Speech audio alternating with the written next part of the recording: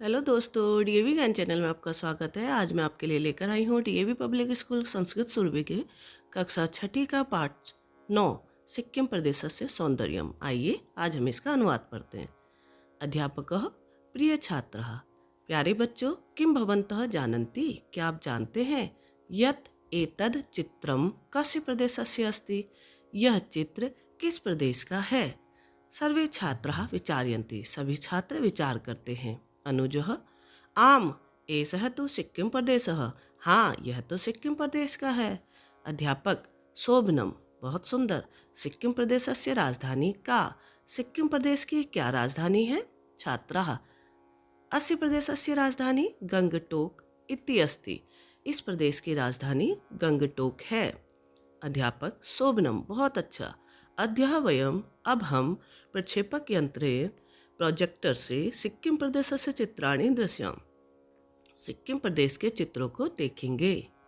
सर्वे छात्राः प्रसन्ना भवन्ति कर्तध्वनिं च कुर्वन्ति, सभी छात्र प्रसन्न होते हैं और तालियां बजाते हैं। अध्यापक छात्राः, बच्चों, एतत् प्रमुख शिखरम केन नामना प्रसिद्धम, यह प्रमुख चित्र किस नाम से प्रसिद्ध है। अमिता अहम वदामि, मैं बताऊं। एतत् कंचनजंगा शिखरम अस्ति, यह कंचनजंगा शिखर है। अध्यापक सुंदरम, बहुत अच्छा। कंचनजंगा न केवलम एकम शिखरम, कंचनजंगा केवल एक शिखर नहीं है, अपितु बल्कि एतत्तु यह तो तेषां जनजातीनाम एकम प्रमुख नृत्यम अपि अस्ति, उस जाति का एक प्रमुख नृत्य भी है। छात्रः अस्य प्रदेशस्य अन्यत् किमपि नृत्यम अस्ति, इस प्रदेश का और कौन सा नृत्य है। अध्यापकः आम, हाँ अधुना पश्यत, अब हम देखते हैं। एतत् नृत्यम, इनका नृत्य। ते कृष्णवर्णस्य टोपम इति धारित्वा नृत्यन्ति, वे काले रंग की टोपी पहनकर नाच करते हैं। अध्यापकः एतस्मिन् चित्रे किं पश्यसि, अध्यापक पूछता है इस चित्र में आप क्या देख रहे हैं। अमिता अत्र एका नदी अस्ति, यहाँ एक नदी है। अध्यापकः शोभनम, बहुत सुंदर। एतस्या नद्या नाम किम अस्ति, इस नदी का क्या नाम है। प्रतीक ऐसा तिस्ता नदी अस्ति, यह तो तिस्ता नदी है। अध्यापक शोभनम, बहुत अच्छा। तिस्ता नदी अस्य प्रदेशस्य जीवन रेखा अस्ति, तिस्ता नदी इस प्रदेश की जीवन रेखा है। एसाम नदी एतस्य प्रदेशस्य विभाजनम करोति, यह नदी इस प्रदेश का विभाजन बंटवारा करती है। एतस्मात् कारणात्, इसी कारण से। अत्र यहाँ भूत्या और लिप्चास इति द्वे जनजाति स्तः, दो जनजातियाँ हो चुकी हैं। विवेक अस्य प्रदेशस्य जना, इस प्रदेश के लोग जीवन यापनाय किम कार्यम कुर्वन्ति, जीवन यापन के लिए क्या काम करते हैं। अध्यापक जना जीवन यापनाय, लोग जीवन यापन करने के लिए कृषि कार्यम कुर्वन्ति, कृषि का कार्य करते हैं। संपूर्ण भारते, पूरे भारत में एलाया, चावल का सर्वाधिकम उत्पादनम, सबसे अधिक उत्पादन अत्र एवं भवति, यहाँ ही होता है। अनुभव महोदय एतेषां जनानां प्रियं भोजनं किम् अस्ति, महोदय इनका प्रिय भोजन क्या होता है। अध्यापक भवान स्वयं वदतु, तुम खुद बताओ। अनुभव एतत् तु चौमीन अस्ति, यह तो चौमीन है। अध्यापक एतत् चौमीन सदृशम अस्ति, यह चौमीन के जैसी है। परम ते एतत् भोजनम, लेकिन वह इस भोजन को चाव चाव इति कथयन्ति, चाव चाव कहते हैं। एतत् एव एतेषां प्रिय भोजनम अस्ति, यह ही इनका प्रिय भोजन है। आगच्छ अधुना वयं भोजनं कुर्मः, आओ अब हम भोजन करें। भोजनं कृत्वा पुनः कार्यं करिष्याम, भोजन करके फिर से कार्य करेंगे। आइए अब इस पाठ के अभ्यास कार्य को करते हैं। पहला प्रश्न है वदन्तु लिखन्तु च आम अथवा न, हाँ अथवा नहीं बताओ। किम सिक्किम प्रदेश है कंचनजंगा शिखरम अस्ति, क्या सिक्किम प्रदेश में कंचनजंगा पर्वत है। आम किम सिक्किम प्रदेश है कंचनजंगा केवलम एकम शिखरम एवं अस्ति, क्या सिक्किम प्रदेश में कंचनजंगा केवल एक शिखर है। नहीं। किम गंगा नदी सिक्किम प्रदेश अस्ति, नहीं। किम सिक्किम प्रदेश जना चाव चाव खादन्ति, क्या सिक्किम प्रदेश के लोग चाव चाव खाते हैं। हाँ। किम सिक्किम प्रदेश केवलम एका जनजाति अस्ति, क्या सिक्किम प्रदेश में बस एक ही जनजाति है। नहीं। किम सिक्किम प्रदेश जना टोपम धारित्वा इति नृत्यन्ति, क्या सिक्किम प्रदेश के लोग टोपी पहनकर नाच करते हैं। हाँ। प्रश्न 2 मंजूषायाम उचित पदम चित्वा रिक्त स्थानानि पूरयन्तु, मंजूषा यानी ब्रैकेट में दिए हुए उचित शब्दों से खाली जगह भरो। पहले में नाम, दूसरा शिखरम, तीसरे में नदी, चौथे में तिस्ता और पांचवें में भोजनम आएगा। प्रश्न 3, एतेषां प्रश्नानाम् उत्तराणि, इन प्रश्नों के उत्तर एक पदेन वदन्तु, एक पद में दीजिए और लिखिए। पहला प्रश्न है, सिक्किम प्रदेशस्य प्रमुख शिखरम किमस्ति? सिक्किम प्रदेश का प्रमुख शिखर कौन सा है? उत्तर है कंचनजंगा। सिक्किम प्रदेशस्य राजधानी का अस्ति? सिक्किम प्रदेश की क्या राजधानी है? उत्तर गंगटोक। सिक्किम प्रदेशस्य प्रमुख नद्या के अस्ति? सिक्किम प्रदेश की प्रमुख नदी कौन सी है? तीस्ता।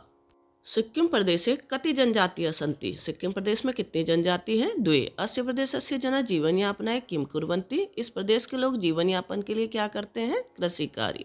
प्रश्न 4, एतेषां प्रश्नानाम् उत्तराणि, इन प्रश्नों के उत्तर एक वाक्य में वदन्तु, बताइए और लिखिए।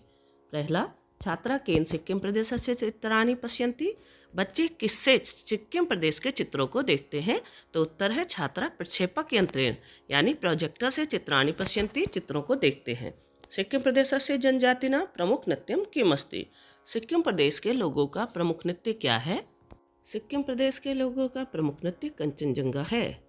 सिक्किम प्रदेशस्य विभाजनं का करोति? सिक्किम प्रदेशस्य विभाजन कौन करता है? तो सिक्किम प्रदेश विभाजनम तीस्ता नदी करोति, तीस्ता नदी करती है। सिक्किम प्रदेशस्य द्वे जनजातिन के स्तः तयो नामानि लिखन्तु। सिक्किम प्रदेश की दो जनजाति कौन सी है? उनके नाम लिखो। भुत्तिया लिप्चास इति द्वे जनजाति स्तः। भुत्तिया और लिप्चास दो जनजाति हैं। सिक्किम प्रदेश से कस्या उत्पादनम सर्वाधिकम भवति? कि सिक्किम प्रदेश में सबसे अधिक किसका उत्पादन होता है? सिक्किम प्रदेश से एलाया सर्वाधिकम उत्पादनम भवति। सिक्किम प्रदेश में एलाया अर्थात चावल का सबसे अधिक उत्पादन होता है। पांचवा प्रश्न है, अधोलिखितेषु वाक्येषु, इन नीचे दिए गए वाक्यों में स्थूल पदम आधकृत्य, स्थूल यानी मोटे काले अक्षरों के अनुसार प्रश्न निर्माण करें। पहला प्रश्न है, छात्राः प्रसन्ना भवन्ति। छात्र प्रसन्न होते हैं, तो प्रश्न शब्द आएगा कहा। दूसरा प्रश्न है, सिक्किम प्रदेशस्य प्रमुख नदी तीस्ता अस्ति। सिक्किम प्रदेश की प्रमुख नदी तीस्ता है। यहाँ पर तीस्ता स्त्रीलिंग शब्द है, इसलिए उत्तर हो जाएगा सिक्किम प्रदेशस्य प्रमुख नदी का अस्ति। का भी स्त्रीलिंग शब्द है, तो अर्थात जो भी शब्द आपको हटाना होता है उसके जगह पर उसी का लिंग और वचन के अनुसार शब्द लगाना होता है। प्रसन्नाः छात्राः कर्तध्वनिं कुर्वन्ति। प्रसन्न छात्राः, छात्राः यानी बच्चे, कर्तध्वनि कुर्वन्ति तालियां बजाते हैं। तो प्रसन्न छात्रा जो बच्चे खुश थे, किम कुर्वन्ति वे क्या करते हैं। अगला प्रश्न है, तीस्ता नदी सिक्किम प्रदेशस्य जीवन रेखा अस्ति। तीस्ता नदी सिक्किम प्रदेश की जीवन रेखा है। तीस्ता नदी कस्य जीवन रेखा अस्ति? तीस्ता नदी किसकी जीवन रेखा है। अगला प्रश्न, गंगटोक सिक्किम प्रदेशस्य राजधानी अस्ति। गंगटोक सिक्किम प्रदेश की राजधानी है। तो गंगटोक पुल्लिंग शब्द है, इसके लिए उत्तर भी हो जाएगा कह सिक्किम प्रदेशस्य राजधानी अस्ति। कौन सी सिक्किम प्रदेश की राजधानी है। आइए अब इसके व्याकरण कार्य को हल करते हैं। लिट लकार भविष्यत काल, यहाँ पर हम लिट लकार यानी भविष्यत काल के बारे में पढ़ेंगे। अधोलिखित वाक्यानि ध्यानेन पठन्तु, नीचे दिए गए वाक्यों को ध्यान से पढ़िए। तो यहाँ पर कुछ वाक्य हैं जो काले अक्षरों में लिखे गए हैं मोटे, उन मोटे काले अक्षरों को ढूंढकर नीचे आपको लिखना है। तो एक तरफ आप वर्तमान काल के लिखेंगे और उन्हीं को आप भविष्यत काल में बदलेंगे। तो खादामि खादिष्यामि, गच्छति गमिष्यति, क्रीडामः क्रीडिष्यामः, आगच्छन्ति आगमिष्यन्ति। यहाँ पर एक चीज़ आपको ध्यान रखनी है कि गम धातु के रूप अलग अलग लकारों में अलग अलग तरह से चलते हैं। इसके लिए आपको मूल धातु और उनके परिवर्तन के बारे में नियमों को याद करना होगा। आइए अब हम इसके धातु रूप को याद करते हैं और उसके अनुसार अन्य प्रश्नों को हल करते हैं। जैसे यहाँ पर मूल धातु दी गई है और उसके आगे उसका लट लकार का रूप और लिट लकार का रूप, दोनों ही रूप दिए गए हैं। तो यहाँ पर आप देख सकते हैं कि किस मूल धातु के रूप लट लकार में कैसे चलते हैं और लिट लकार में कैसे चलते हैं। एक बार आप इन्हें ध्यान से देख लें तो आप सभी प्रश्नों के उत्तर आराम से हल कर सकते हैं। आइए पहले आपको इन मूल धातु की हिंदी समझा दें। पा यानी पीना, दृश्य यानी देखना, क्री माने करना, गम माने जाना, नृत्य माने नाचना, नी माने लाना, दा माने देना, स्था माने बैठना, अस माने होना और लिख माने लिखना। तो यहाँ पर इन्हीं की मूल धातु की लट लकार और लिट लकार के रूप दिए हुए हैं और उन्हीं से संबंधित प्रश्नों को हमने यहाँ हल करना है। तो यहाँ पर पठ माने पढ़ना होता है, तो पठती का पठिष्यति, खादामी का खादिष्यामी, तो यहाँ आप देखेंगे आपको छोटी की मात्रा श और य इस शब्द को सभी में जोड़ना है, तो आप आसानी से लिट लकार बना सकते हैं। इसी तरह लट लकार बनाते समय आपको इन्हीं चीज़ों को हटाना है। छोटे की मात्रा, आधा स और य, जब आप इन्हें हटा देंगे तो ये लट लकार में बदल जाएंगे। यहाँ पर गम धातु के अधूरे रूप दिए हुए हैं, आपको इन्हें पूरा करना है। इसके लिए आपको कोई एक रूप जरूर याद करना होगा, तभी आप इनको हल कर सकते हैं। अगले प्रश्न में यहाँ पर एक संवाद दिया हुआ है। आप इन संवादों में से मोटे काले अक्षरों को ढूंढकर नीचे लिखेंगे और उसके बाद इन क्रियापदों में से धातु, पुरुष और वचन भी बताना है। और यह सब आप तभी बता पाएंगे जब आप लट लकार और लिट लकार के धातु रूप को याद कर पाएंगे। उसके बाद आप आसानी से इसकी पहचान करते हुए यहाँ पर उनके आंसरों को लिख सकते हैं। आइए अब अगला प्रश्न देखते हैं। नपुंसक लिंगम। यहाँ पर नपुंसक लिंग के तीनों वचनों में रूप लिखे हुए हैं, आप इन्हें यहाँ से पढ़ लें। तत् पुस्तकम, ते पुस्तके, तानि पुस्तकानि, यानी एक वचन के लिए तत्, द्विवचन के लिए ते और बहुवचन के लिए तानि का प्रयोग होता है। इसी तरह अन्य उदाहरण दिए हुए हैं, आप इन्हें याद कर लें। और साथ ही पुस्तकम, पुस्तके, पुस्तकानि, यह भी इसी तरह प्रयोग होते हैं। तो आपको संज्ञा शब्दों का भी प्रयोग और सर्वनाम शब्दों का भी प्रयोग एक वचन, द्विवचन और बहुवचन के अनुसार आना चाहिए। यहाँ पर आप पुनः पढ़ें कि तत् पुस्तकम अस्ति, एतत् पुस्तकम अस्ति। तो तत् माने वह और एतत् माने यह होता है।